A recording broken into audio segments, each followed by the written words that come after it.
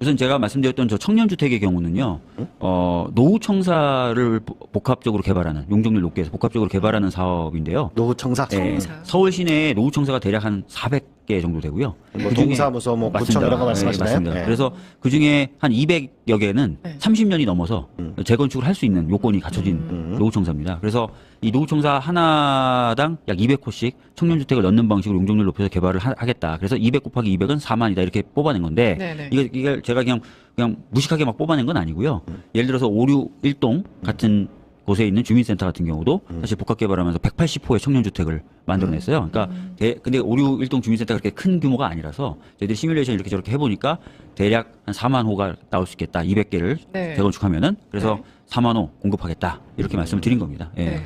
일본 같은 데 보니까 동사무소 위에도 살고 경찰서 위에도 살고. 맞습니다. 네. 그러니까 제가 말씀드렸던 노후청사라는 게 주민센터뿐만 아니라 파출소라고 불리는 그 있죠. 네네. 그런 것들이 굉장히 많고 그런 것들이 거의 대부분 저층으로 돼 있어요. 그렇죠. 근데 위치한 곳은 굉장히 좋습니다. 예를 들어서 주민센터는 대부분 역세권에 있거나 네네. 마을의 중심에 있어요. 네.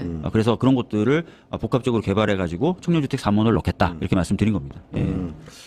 그 공공시설 그건 이해가 되고 또 한편으로는 이건 좀 그렇게 대규모 공급은 아니잖아요. 단위별로 보면. 예, 사실 이거는 이제 청년들을 위한 요 네. 공급이라고 보시면 될 것 같아요. 예. 그다음에 이제 공공부지를 최대한 활용하겠다. 네. 왜냐하면 서울서 아파트 짓는 보통 땅값이 60%쯤 되니까. 아, 그렇죠. 공공부지 거기 어딘지 좀 가르쳐 주실래요? 그러니까 사실 공공부지가 조금 있으면 정부가 아마 주택 공급 계획을 밝히면서 어디 공공부지를 이렇게 딱딱딱 집어서 이제 발표를 할 계획이란 말이에요. 예. 그래서 저도 이제 말씀드리면 좋은데 예.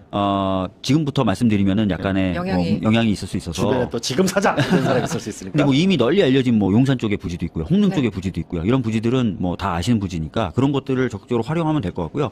특히 이제 장기 미집행 도시계획 시설 부지들이 있어요. 네. 장기 미집행 공원 같은 경우요. 사실 이제 헌재 판결이 나와서 이거를 그냥 다시 민간에 팔든지 아니면 뭔가 대가를 뭐 20년 맞습니다. 동안 안 하면 예, 하게 돼 있죠. 그래서 뭔가 예. 활용을 하든지 해야 되는데 장기 미집행 공원 부지만 해도 그것을 활용해가지고 지을 수 있는 주택이 6, 7만 호 이상 된다는 그 정도 분석 되니까. 결과도 있습니다. 네, 예. 서울에서는. 네.